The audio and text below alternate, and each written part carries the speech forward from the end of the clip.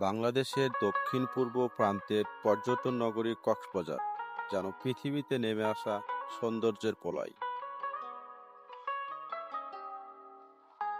কক্সবাজার ভ্রমণ গল্পে থাকবে কক্সবাজারের প্রতিটা দর্শনীয় জায়গা, যা আপনাকে দিবে নতুন অনুভূতি, নতুন গল্প আর আজীবনের জন্য জমিয়ে রাখা স্মৃতি।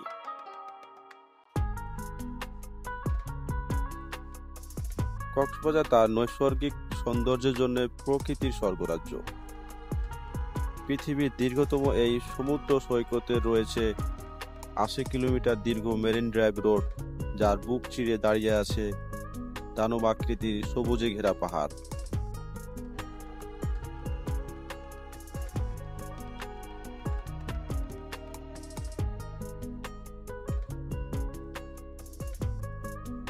বাংলাদেশের বিভিন্ন প্রান্ত থেকে প্রকৃতির স্বর্গরাজ্য এই কক্সবাজারের নয়নভিরাম প্রাকৃতিক সৌন্দর্য উপভোগ করার জন্য লক্ষ লক্ষ ভ্রমণ পাগল ছুটে আসেন। আমরা কক্সবাজারকে একটু ভিন্নভাবে প্রাণ ভরে উপভোগ করব। ২ দিন ১ রাত ভ্রমণে যা থাকবে: সৌন্দর্যে সমৃদ্ধ হিমছড়ি ঝর্ণা ও জাতীয় উদ্যান,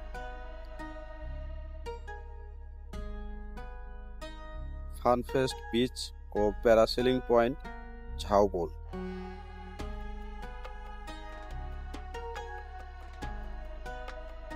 ইনানি বিচ, যা প্রবাল পাথরের রানী বিচ নামে পরিচিত,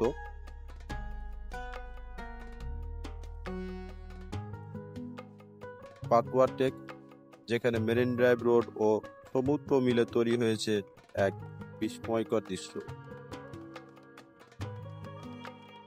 লাল কাঁকড়ার বিচ, চোখ শীতল হওয়ার মতন একটি জায়গা, টেকনাফ, যার রন্ধ্রে রন্ধ্রে রয়েছে সৌন্দর্যের ছোঁয়া। টেকনাফ একবার নয়, বারবার যাওয়ার মতন একটি জায়গা। টেকনাফ যেন কক্সবাজারের সৌন্দর্যের স্বপ্নপুরী। সাবরাং জিরো পয়েন্ট এক অপার মনোমুগ্ধকর জায়গা। প্রথম দিন সর্বশেষ আমাদের গন্তব্য শাহপরী দ্বীপ। দ্বিতীয় দিনের ভ্রমণ গল্পটি শুরু হয় বাংলাদেশের একমাত্র পাহাড়ি দ্বীপ মহেশখালীতে। মহেশখালী থেকে ফেরার পর এরপর আমাদের গন্তব্য মেধাকচ্ছপে জাতীয় উদ্যান। এরপরে আমাদের গন্তব্য সাফারি পার্ক।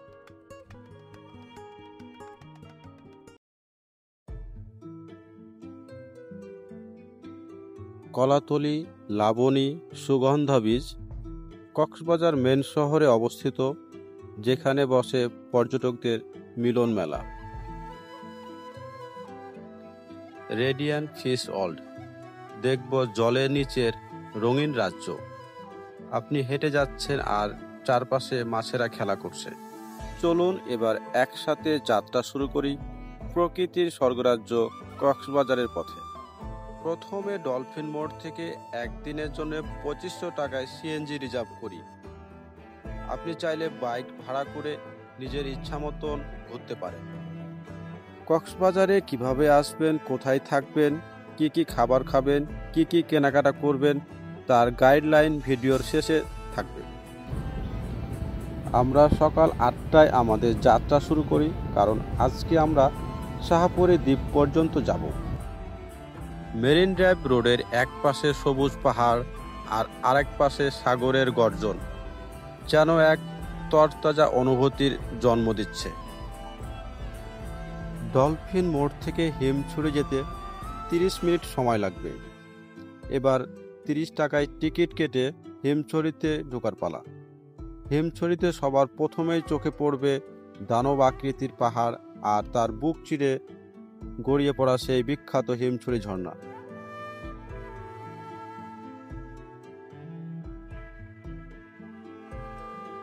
হিমছড়ির মনোমুগ্ধকর সৌন্দর্য উপভোগ করতে হলে এই পথ দিয়ে পাহাড়ের চূড়ায় উঠতে হবে।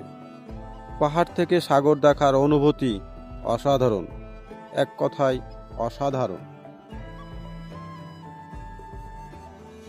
এছাড়াও এই জাতীয় উদ্যানে বিভিন্ন প্রজাতির উদ্ভিদ ও বন্যপ্রাণী রয়েছে। ৩০ থেকে ৪০ মিনিট প্রকৃতির কোলে বসে হিমছড়ির মনোমুগ্ধকর রূপ দেখার পর আমরা রওনা হলাম পাশেই ফানফেস্ট বিচ ও প্যারাসেলিং পয়েন্টের উদ্দেশ্যে। ফানফেস্ট বিচ ও প্যারাসেলিং পয়েন্টে যাওয়ার পথের এই কাঠের ব্রিজটি অসাধারণ।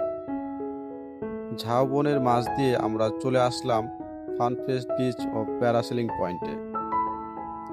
ফানফেস্ট বিচ ও প্যারাসেলিং পয়েন্ট সাধারণত প্যারাসেলিং এর জন্য বিখ্যাত। এখানে প্যারাসেলিং অ্যাডভেঞ্চার করতে পারবেন 1500 থেকে 2000 টাকায়। সাগরের বুকে পাখির মতন উড়ার ফিল পাবেন।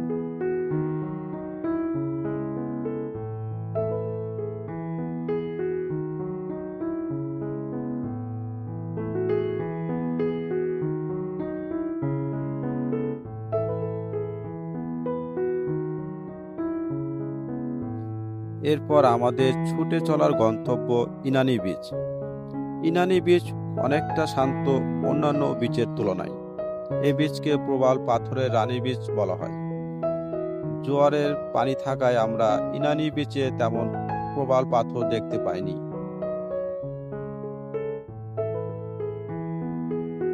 এরপর আমাদের গাড়ি নোঙ্গর করবে পাটুয়াটেক সি বিচে। পাটুয়াটেক সি বিচ আমার দেখা সেরা সি বিচ। ভাটার সময় প্রচুর প্রবাল পাথর দেখা যায়। এখানে জোয়ারের টাইম সাগরের বড় বড় ঢেউ মেরিন ড্রাইভ রোডের কিনারায় আছড়ে পড়া দৃশ্যটি পর্যটকদের বেশি আকৃষ্ট করে। পাহাড় আর সমুদ্রের মিলন মঞ্চ এই পাটুয়াটেকে সি বিচ।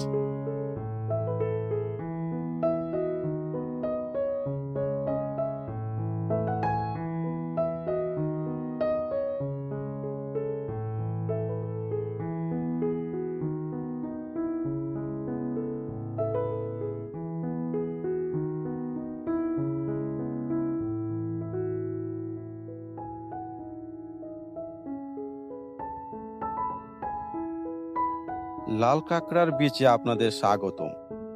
লাল কাঁকড়ার বীজ যেন লাল গালিচায় পরিণত হয়েছে। লক্ষ লক্ষ লাল কাঁকড়ার বিচরণ থাকায় এই বীজকে লাল কাঁকড়াদের বীজ বলে। এটি পাটুয়াটেক থেকে খুব বেশি দূরে না।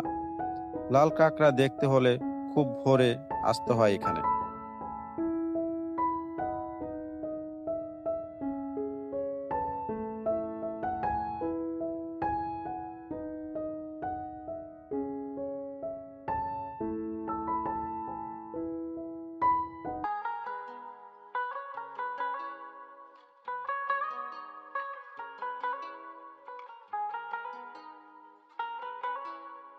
এরপর আমরা মেরিন ড্রাইভ রোডের পথ ধরে চলে যাব টেকনাফ।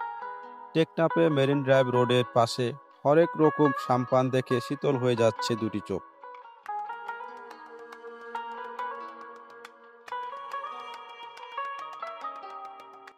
টেকনাফের এখানে দানব আকৃতির পাহাড় যেগুলো দেখতে পাবেন সেগুলোকে হলিউড পাহাড় বলে। টেকনাফ যেন কক্সবাজারের স্বপ্নপুরী। প্রকৃতি আর সৌন্দর্যের মিলন মেলা এই টেকনাফ।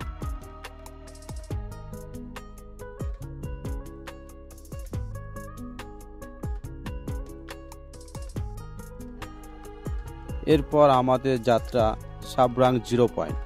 সাবরাং জিরো পয়েন্টে কিছুটা সময় পার করাই যায়, কারণ এখানে ছোট একটি পর্যটন পার্ক রয়েছে।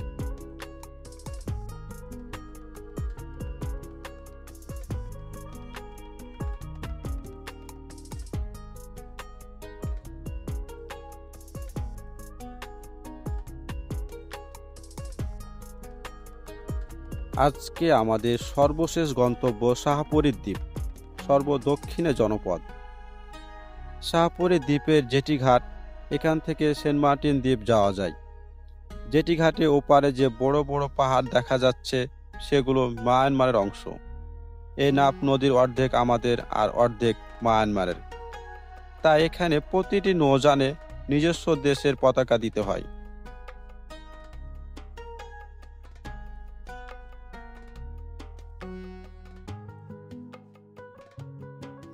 এরপর আমরা কক্সবাজার শহরের উদ্দেশ্যে ফেরত আসি এবং কক্সবাজারে রাত্রি যাপন করি।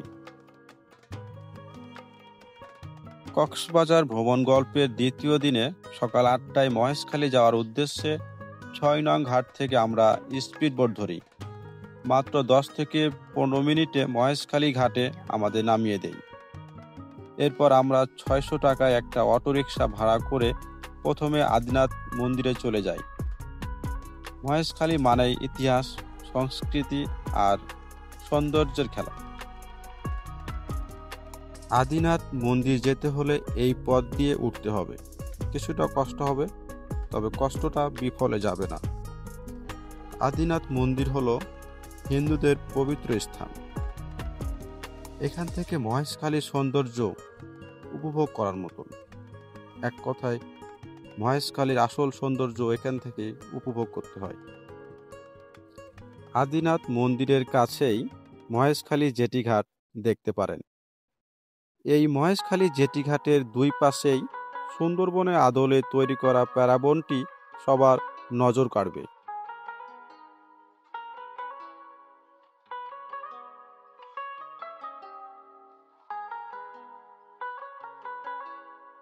এরপর রাখাইনপাড়ায় বৌদ্ধদের পবিত্র স্থান দেখার পালা। এখানে কিছুক্ষণ ঘুরলে আপনার খারাপ লাগবে না। রাখাইনপাড়ার এই বৌদ্ধদের পবিত্র স্থানটি ইতিহাসের সাক্ষী হিসেবে দাঁড়িয়ে রয়েছে। মহেশখালীর অন্যতম সুন্দর একটি জায়গা এই ঝাউ বাগান। পাখির চোখে ঝাউ বাগান দেখতে অসাধারণ লাগে। এই ঝাউ বাগানের পাশে রয়েছে প্যারাবন। জেলে সম্প্রদায় প্যারাবনের মাছ দিয়ে নদীতে যায় এবং মাছ ধরে নিয়ে এসে মহেশখালী বাজারে বিক্রি করে। প্যারাবনের ওপারে কক্সবাজার শহর। প্যারাবনের ওপারে যে কক্সবাজার শহরটি দেখা যায় তা অসাধারণ লাগে। এরপর আমাদের ফেরার পালা। আবারও স্পিড বোটে করে কক্সবাজারে ফিরে আসি। এরপর আমাদের গন্তব্য মেধাকচ্ছপিয়া জাতীয় উদ্যান ও দুলহাজরা সাফারি পার্ক।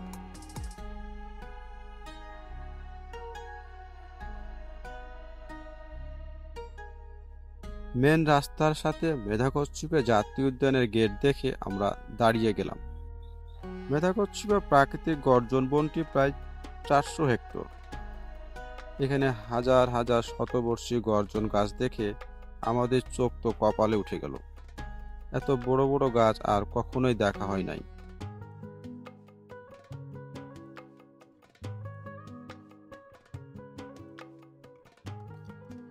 কক্সবাজার শহর থেকে মেধাকচ্ছপিয়া জাতীয় উদ্যান ও দুলহাজরা সাফারি পার্কের দূরত্ব 30 থেকে 35 কিলোমিটার।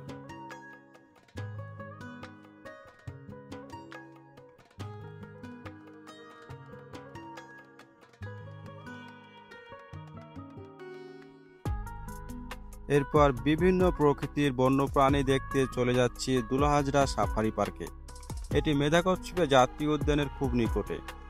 এই সাফারি পার্কে আপনি উন্মুক্ত পরিবেশে বিভিন্ন প্রজাতির বন্যপ্রাণী দেখতে পারবেন। তার মধ্যে উল্লেখযোগ্য হল বন্য হাতি, জেব্রা, বানর, জিরাফ, ময়ূর, কুমির সহ বিভিন্ন প্রজাতির পশু পাখি। এছাড়াও এখানে দেখতে পাবেন গন্ডার, হরিণ, বাঘ, সিংহ, বনমুরগি, উট পাখি ইত্যাদি।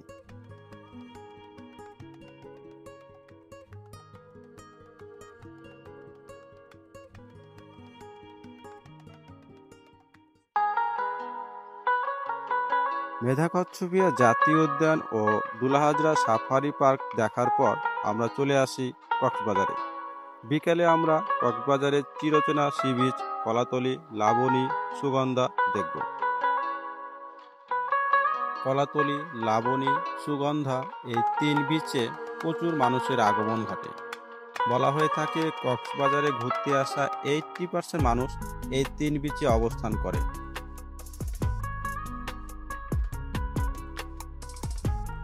আমরা এই 3 বিচের কোলাহল পরিবেশ উপভোগ করে সুগন্ধা বিচে গোসল করে হোটেলে চলে যাই, কারণ আমাদের পরবর্তী আকর্ষণীয় জায়গা রেডিয়ান্ট ফিশ ওয়ার্ল্ড।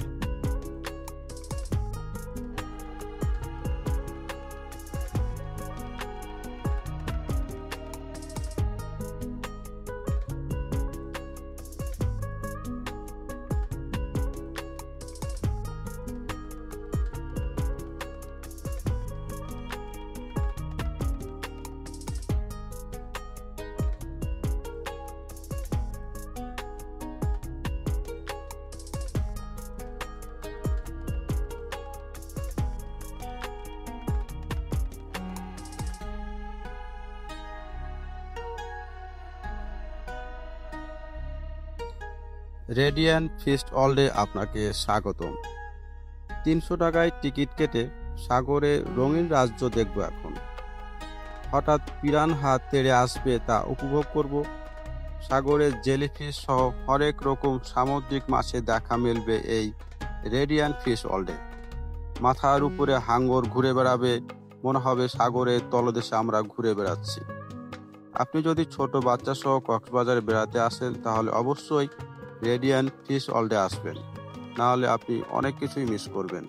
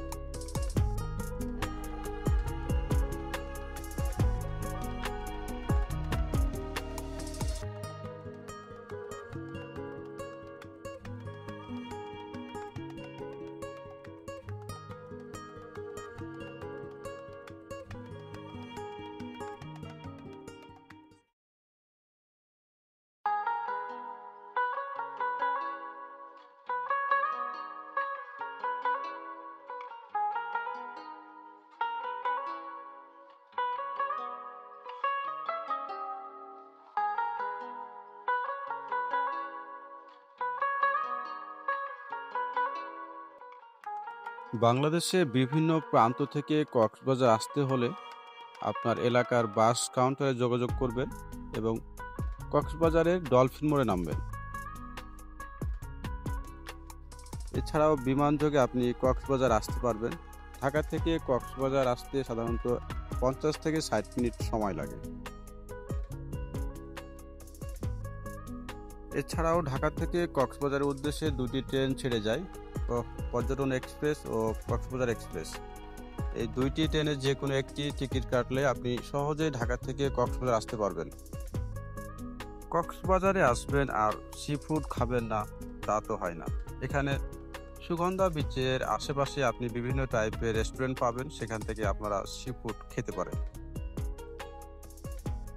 সুগন্ধা বিচের পাশে ঝিনুক মার্কেট আছে। এছাড়াও বার্মিজ মার্কেটে আপনারা বিভিন্ন টাইপের কেনাকাটা করতে পারবেন।